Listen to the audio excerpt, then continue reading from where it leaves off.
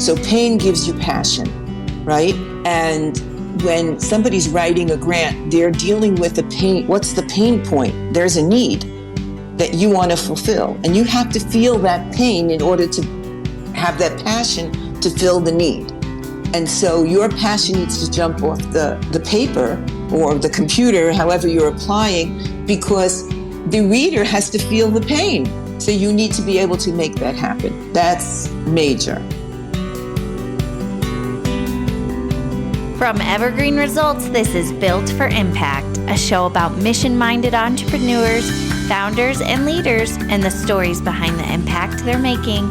I'm Amanda Bocik, and on the show today, how Libby Hikind is changing the world of grant writing for nonprofits today.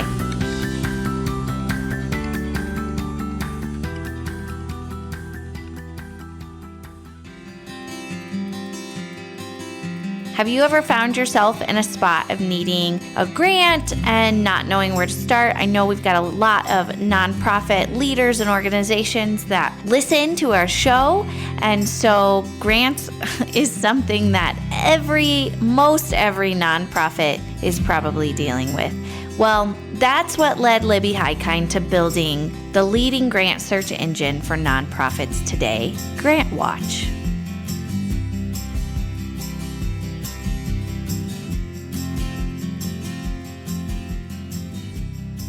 Okay, Libby, I am so excited to talk to you. I love what you do. I love GrantWatch, and I write grants myself, and I have written grants for a long time, so I'm a big fan of what you do, and I think your experience and your knowledge is going to mean a lot for our guests today.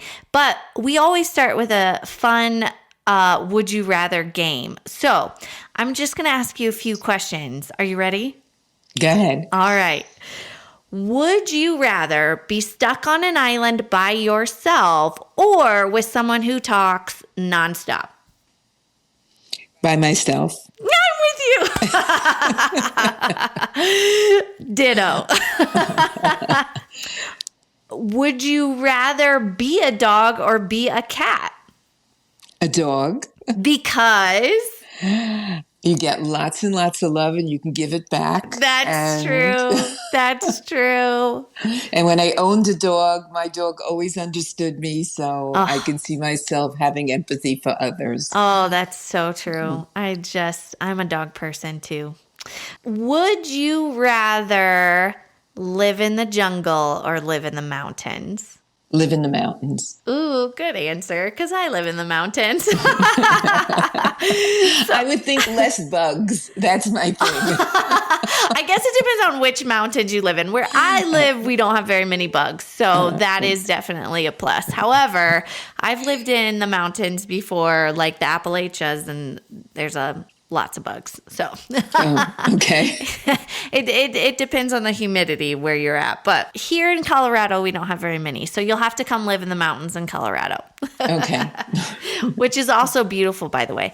And Libby, you are in New York, correct? No. Oh, you're Florida. not. I know that you're a retired New York City public teacher, so I just assumed you were still there.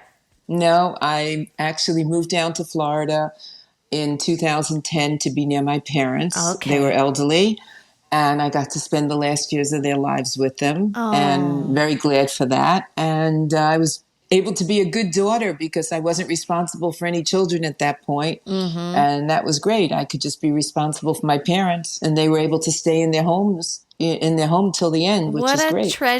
What a treasured time to be able to do that. My husband and I have often said, I hope that we're able to do that for both of our parents when that time comes, because that's just such a special and sacred time, for sure. Well, I saw my parents do it for my mother's parents. So I'm hoping that my children have seen enough. Yes. And, so and will carry if you're listening, children, if you're listening to your mother right now, pay attention. Right. So, Libby, you are the CEO and founder of GrantWatch.com, which is the leading grant funding search engine. Can you tell us a little bit about your background and what brought you to the world of grant writing? Sure. Well, it goes all the way back to while I was teaching. I had a special education class that had to take exams together with the mainstream student population. And it was all about writing. And my class was a class of 10 children that were diagnosed as emotionally handicapped. That was the term in those days, not appropriate today, but that's what they were called. Right. And I had a paraprofessional with me. So it was 10 students, myself and a para. And they had to bring up their writing skills. And if I would make a correction on their paper, they'd just crumple it up and throw it at me. So I had to find a way to make it fun. At that point, I was reading about word processing, wanted to take my class into the computer room. The computers were not qualified, did not have enough memory to do word processing. This goes back many years to the 1980s. And push came to shove, I gave the school district a list of what I needed. They said they don't have money, but if you come every day after school, we'll teach you how to write a grant, because there is a grant available from Tandy, and that they had applied previously and they never won. So I did that, free education for sure. And I learned how to write a grant. I applied. We won. Mm-hmm. And that was the beginning of my grant writing career. It went from Tandy, it was the Model 100, which is like an iPad today. Yeah. And that was one of the first ones that was small and portable. Mm-hmm. Then I won a Commodore grant. I went on to win other grants from my school. The school district got wind and said, come, we want you in the school district office. You're out of the classroom for the next 2 years. Yeah. And I was there writing grants. I brought in over $11 million for all different schools. Mm-hmm. And when I went back into the classroom, I opened up my own grant writing business. Love it. Love it. So that's how it all evolved. And when I ran for office for a very short time, and I took a sabbatical, and after I didn't win, I won the primary, but I didn't win the general. Yeah. I was out of school for a year on leave. So I needed to work. And I then became the grant writer for what was called Audrey Cohen College at the time. I think it became Metropolitan College of New York afterwards. I don't know what its status is today. I became a Project Liberty Crisis Intervention counselor, but at the same point, I was still writing grants, and I wrote the Child Health Plus grant, the first one for Staten Island. So everything just kept going and going. People got wind of it, and I think in the bio it'll say something about that I created a fax newsletter called NYC Grantswatch. That's what I sent to all my clients. Yeah. Because they kept saying, I was really working within the 5 boroughs basically, and they kept saying, well, what grant is available? What grant is available? And I couldn't really just keep calling everybody up, so I created this fax newsletter that was appropriate to my clients, and every time I got a new client, I added a new criteria for what I was searching and posting. Yeah. And when I retired from teaching, the technology was way beyond fax newsletters. Yeah. And I had already taught. I became a magnet school teacher for business careers and computers after getting all those computers. Yeah. And then I moved to Staten Island, and I was a 3rd and 4th grade teacher teaching balanced literacy. And I retired, and here I was looking forward to doing stained glass and oil painting, which I did. Oh. That lasted just a few months. And the business side of my head said, this is not enough for you. Yeah. And everybody kept saying, Libby, what grant is available? We want you to write for us. What grant is available? So I started building GrantWatch. And here we are today. Wonderful. So basically what happened is you started doing them for the school you were working for, and then over time you started having clients, and then you started getting more and more questions, which led you to this problem that you wanted to solve in the market, which was nonprofits need a place to find grants. Right. And if you're searching on the web yourself, and you're not going to GrantWatch, you're going every place else, what you're going to find is you're going to go through a rabbit hole, because you see a grant, they tell you business grants, blah, blah, blah. And then you get there and there's just a page listings that's just to get people to come to that site. There's nothing there. Another place you'll find a grant listed and it's expired. You did all this reading and then you go to the website only to find out it's expired. The problem is finding current available grants. Yep. And knowing that they're really legitimate grants. And that's what we do. We check on the grants. We go through it. We don't just cut and paste the blurb that you'll find on everybody else's website. Our staff has to really go through it, pull out what's needed. Because another pain point that nonprofits have is they have a board, and that shouldn't be a pain. But when they wait. How many listeners just dropped off? Just kidding. No, but when somebody has an idea and they want to apply for a certain grant, they have to convince everybody else on the board that they're going to identify funds for a grant writer or for this particular staff member to do the grant writing, because whatever they're normally doing they can't do when you're in the middle of a grant application. So they need something to bring to that board for everybody to take a look at. And what do? On GrantWatch, they can just copy that synopsis of that one particular grant and bring it to the board meeting. Everybody gets a copy and review it and say, yes, this is what we want. No, we're not eligible. I'm sorry, Samantha. Right. Look here, it says something, we're not eligible. So this is the beginning, the initial part of it. We can't give you every single thing about the grant. On one page, you'll run away really quickly. Right. But we give you the links and all the resources and where to go.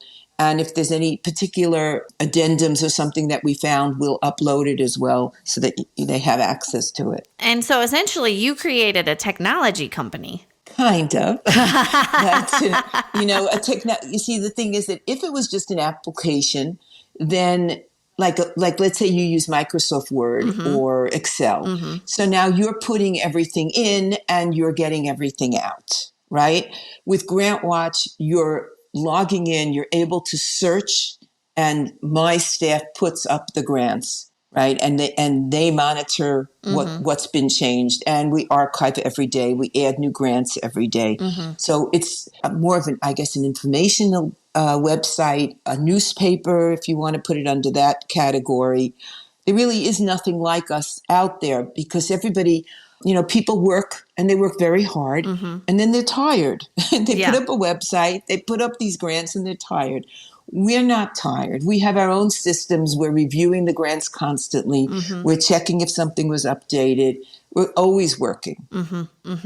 When did you start GrantWatch again? How long have you been doing this? In 2009, I started building. I had the concept. And we took our first dollar in 2010, May of 2010. And we actually have some subscribers that are with us since the beginning. I love that. Over a decade now. Yeah. Love that. Love that. And new people sign up every day. At this point, there's over 200,000 people on the website a month. That's wonderful. Yeah. That's wonderful. So in the past decade plus, what's one of the biggest challenges you've faced with getting this off the ground and going? Well, a website is 24/7. But you don't work 24/7. Yeah. If you ask my husband, he'll tell you I work 26. But that's a big challenge, because people think that because the website is open, that you're open and providing the customer service. And that's like the biggest culture theme of my business, and that is to provide great customer service. And not just they send us an email and we respond 3 days later.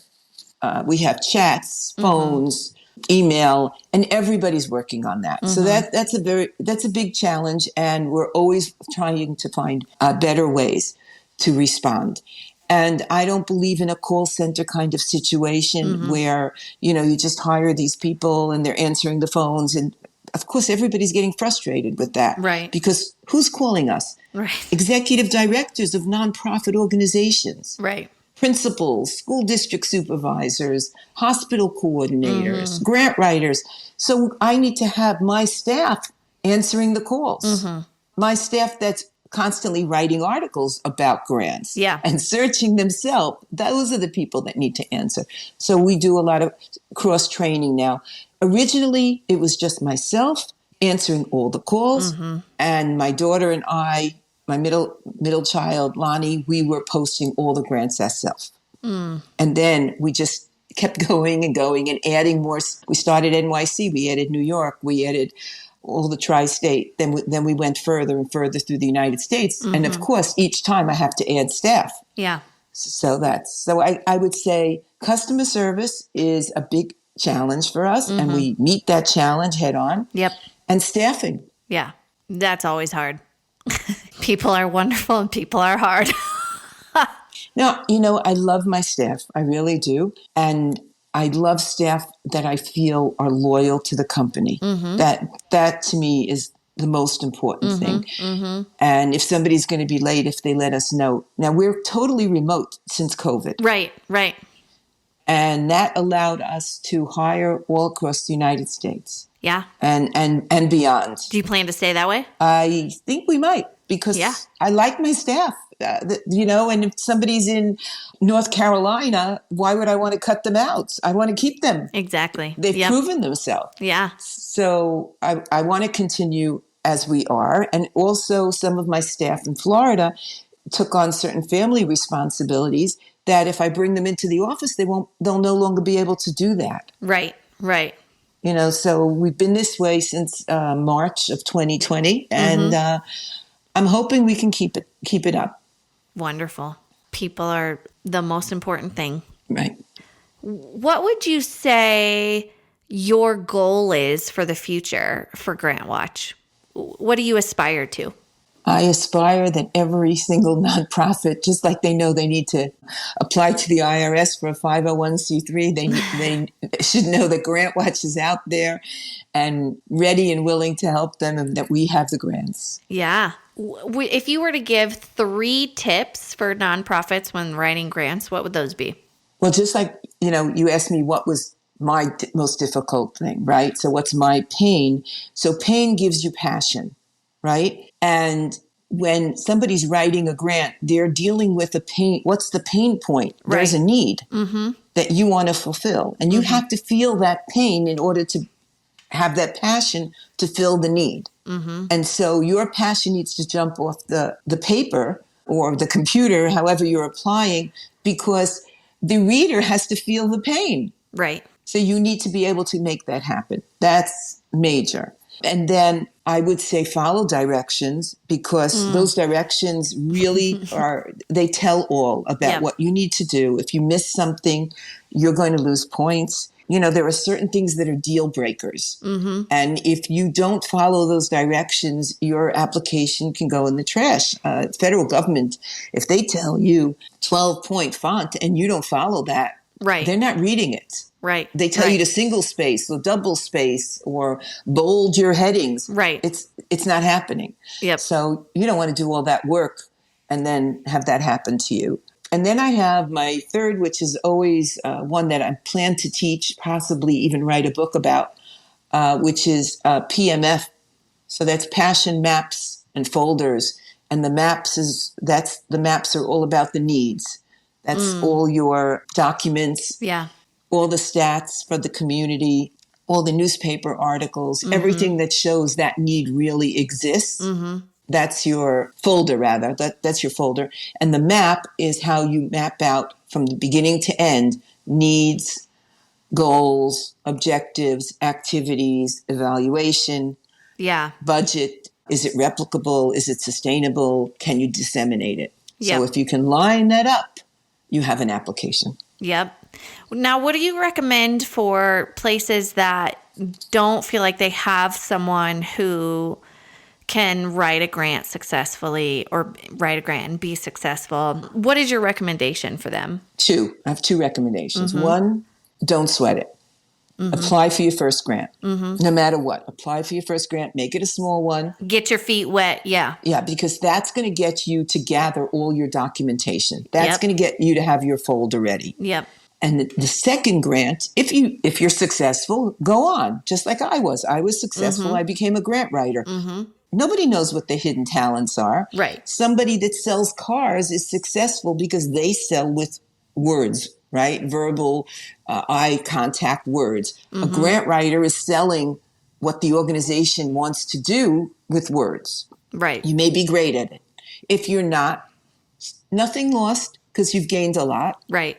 go to GrantWriterTeam, put up a request for a grant writer. We will send it out to all our grant writers, and they will bid on the project. You'll decide who you want to hire. They'll call you, and you'll start working together with a system of deliverables. Yep. So that each part of the grant application will be delivered to you, and you'll pay for that piece, and you'll move on. And if you're not happy, we'll get you another grant writer. Most of the time, people are thrilled with their grant writers, and they continue to go on and on. Yeah. So that's another way. Awesome. Why do you think people, when they try to write grants, why do they fail at being funded? Because they're not focused. You have to stay focused. You have to stay, and that's my whole thing about mapping. Yeah. Everything that you write about, if you're writing about the need, then your goal should fill that need. Right. If you're writing about a need and then you have a whole other idea for a program, there's no matchup. I didn't follow you. Yeah. If your child comes into your office and says, "Ma, I want to have an allowance," right? Mm-hmm. And then they start talking about that they want to go swimming. There's no follow through. It like, okay, so are you giving them an allowance? No. Right. But Ma, I want to have an allowance. I am great at this. I've been helping this way and that way. And I promised to do this and this and this. There you go. Now they've stayed on track. And that's really a big thing. You know, like the peer reviewer that's reading the grant application looks at it and goes, duh, I lost them. Where's their train of thought? It didn't even go. Right. And then the other main reason is the budget has to match the proposal. So if there's a need for a playground, right, and I'm writing all about this need, and then I'm talking about how the playground is going to be used, these children with disabilities are going to be able to use this playground because it's going to be set this way and that way, whatever. Well, all the playground equipment should be itemized in the budget. Right. And who's going to care for it and everything else. Now, if it's not there and I'm reading it, I'm going, wait a minute. I purchased a swing set just for my own self at some point. There's no way this is going to happen with these kind of funds. Right. But we, as an organization, we're only giving X number of dollars, and they know that, so that's all they're asking for. But where's the rest of the money coming from? So if they're not saying, well, there's in-kind support for the rest of this money from here, then it's not going to get funded. Right. So much of the battle is, crossing your T's and dotting your I's. Right. Yep. Right. And you're a grant writer. So yep. It is so much that, I often feel like if we just follow the directions, right, then that's half the battle right there. I would always take the questions and turn them into the answers. So whatever the question was would become my heading if they didn't give headings. Sometimes they don't. They just give you a bunch of questions. So now, okay, you asked me a question. Now in the beginning of my paragraph, I'm going to write that I'm answering your question. That's going to be the beginning of my paragraph. And I'm going to make sure that I hit everything that you've asked. Yeah. With since COVID, have you seen the landscape of funding and grants change at all? We needed to open up a separate category called coronavirus COVID-19 because there were so many grants coming in. And so we saw the landscape change greatly. We saw that foundations started to change their focus because they wanted to do something to help. Right. And corporations. And then you had, of course, the federal government, many opportunities, and the SBA all of a sudden had many opportunities. So there was a lot. And there still is. Yeah, it still is. Yeah, it's really wild to think back to when it all started and think about how quickly people started pivoting, which is really, something that people should be proud of. Across the board, people from foundations to nonprofits to corporations, everybody started to pivot in a way that would help each other. And that's really something I think we should be really proud of. Right. Americans like to help. When there's a crisis, then you really find out what an American is. Yeah, that's so true. Sure. That is but so I'll true. tell you, my staff was like, well, what are we going to do? Right. How do we help? Right. And they couldn't leave their homes. Everybody was working remotely and praying that their family wouldn't get sick. And some people even, lost friends and relatives. Yeah. How are we going to help? And so I said, okay, everybody. From the regular grant research staff all the way to the customer service and to the social media marketing, let's look for grants. And everybody was looking, to the point where we found 1,000. Wow. 1,000 COVID grants. Wow. And it was just unreal. And it was so Wow. exciting for everyone because they felt they could help. That's awesome. That is like, in what span of time was that? Within 2 weeks, we had 1,000. Wow. It was unreal. That is awesome. And it really energized the staff. It brought everybody together. Yeah, it's like a rallying cry. Everybody was able to come around that rallying cry and say, yeah, this is what we're supposed to do right now. Right. And then we have uhelp.com, which is a crowdfunding website. Yeah. And there also nonprofits put up crowdfunding campaigns on uhelp. So uhelp is mainly for nonprofits. Now we've curved it down. It used to be for businesses and individuals. We took that away. It's only nonprofits. Yeah. GrantWatch is nonprofits, businesses, and individuals. And GrantWriterTeam, while yes, grant writers can write a grant for a business, they seem to prefer to take the jobs for the nonprofits. Yeah. And just to clarify, you guys do have that grant writer team. So that is an option for nonprofits. When they go to GrantWatch, they can look at what it takes to hire a grant writer team. Right. When they are logged in and they click on a grant title, over there it'll say, need a grant writer, and you click it and you'll be on GrantWriterTeam.com. Yeah, awesome. So going through everything that you've been through, from being a teacher to a grant writer to now the CEO of GrantWatch.com, what advice would you give the younger you knowing what you know now? Wow, I would just tell myself to have a lot more confidence and self-esteem because you can do it. And I don't think I knew that when I was younger. Yeah. That's really good. I do feel like hindsight gives us the confidence to do things. If only we remembered that hindsight when we were questioning what we were supposed to step into next. You see yourself in the eyes of your peers. So if you're in high school and you're not the prettiest girl, or you're not, or, sometimes it wasn't the prettiest girl, it was just the girl that had the most confidence. Yeah. If that's not you, and then you see yourself in that person's eyes, you see yourself as less than you are. Yeah. And that's a big problem because in hindsight, I mean, I look at myself, Libby in high school, who was I? Yeah. And now I know who I am. Yeah. If I want to try something else, I'm going to try it. I have lots of ideas and things I want to go forward with. And sometimes my husband says, did you look in the mirror? Do you know when your birthday is? Like, you're going to start another business? I love that. That's great. That's really what it is. If you feel that you have the formula, you know what you're doing, feel good about it and go forward. Yeah. I would not advise anybody to go borrow a lot of money. Yeah. And that's the businesses that fail. Right. Don't borrow money. You have an idea. Yep. Start small. It used to be your garage, right? Not everybody has garages anymore. Or your basement or whatever. Those are the businesses that succeed. Not the ones. I'm not the person that in my kitchen, I need a lot of gadgets. I mean, I can make scrambled eggs with a plastic fork. Yeah. That is such a good analogy. Yes. And that's really how you have to be, because if you have to have the latest gadget of this, the latest of that, you're not going anywhere. You're just getting into the minutia. Yeah. You're not seeing the forest from the trees. You're just not getting it. Yeah. So start small, have your idea, and have an eye on the big picture, because there's one thing I didn't realize was how great GrantWatch was going to become. NYC Grantswatch was going to become an international phenomenon, right? I didn't see that. So, of course, when I started building, and I also didn't know that much about coding, even though I did learn a little bit of programming to teach my class, but that was very kudos.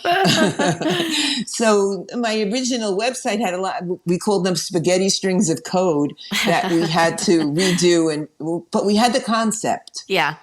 And the website is much more beautiful, of course, than when we first started, but it worked. Yep. And people found grants, and it worked, and we moved slowly. And sometimes, somebody's going to come on board and go, oh, no, I would redo this totally and do that and do this. And I was saying, no, my subscribers would be really upset. They're used to the website the way it is. We're going to make minor changes, little ones at a time, with great value. Yeah. Yeah. Because you're so used to something, all of a sudden somebody changed your tools. I don't like that. Well, I love the idea that sometimes our fear of lack of resources can lead us to this like scarcity mindset where then we don't go into something or we don't pursue something or follow through with something because we feel like we don't have what it takes. You know, we don't have the right tools to make the scrambled eggs. But in reality, it's about being resourceful and not a lack of resources and using what we have to make something really great.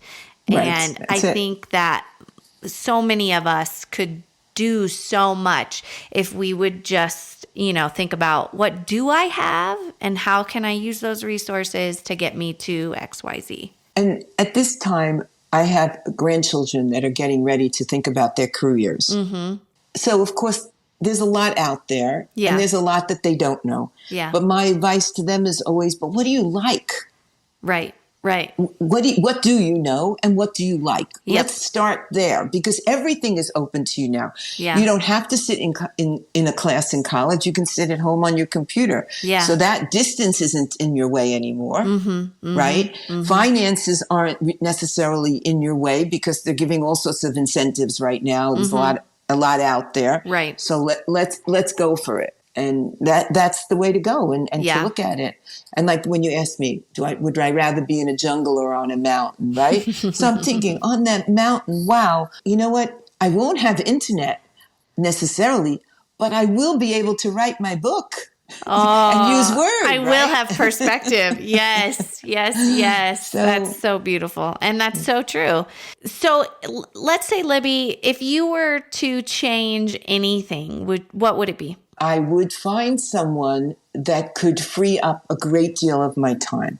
Somebody that I could feel is my clone. Yeah. And, and I have some of my children that I can say are, but they're already spoken for in different things that they're doing. Right. And my middle child is working with the research department and posting of the grants and managing all of that. So that's great. Mm-hmm. But you can't come in and take over what I'm doing because otherwise that will suffer. Right.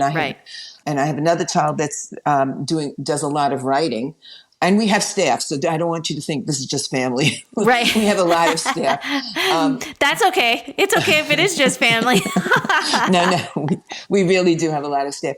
But what I need is somebody that can sort of come under me and learn from me because they bring a lot to the table. And they really look forward to learning what I have to show them. That's the thing that I would change at this point. Yeah. If you were to leave our audience with one piece of advice, what would it be? If you have a great idea, go for it. But go for it small and work quietly, stay focused. Yeah. And if your idea is for the greater good, you will succeed. Yeah. If your idea is, I have an idea that's just going to make $1 million, whatever. I'm going to make so much money. I'm going to this, I'm going to that. I'm going to, be able to buy this mansion, whatever. Maybe you'll succeed. Maybe you won't. But if you really want to help community and you start small, you're going to succeed. I love that. I love it. And keep the long game in mind. Yes, definitely. Yeah, I love that. Libby, it's been such an honor to be able to speak with you and have you on our podcast, part of the Built for Impact family now. So welcome aboard. Thank you. We appreciate you. And can you just tell our listeners how they can learn more about GrantWatch and what you're doing? Well, they can go to GrantWatch.com. They can call us at 561-249-4129. They can click the chat and have a conversation with us, or they can just go to the homepage. And there are gray boxes that say how many grants we have in our database, which is over 26,000 right now.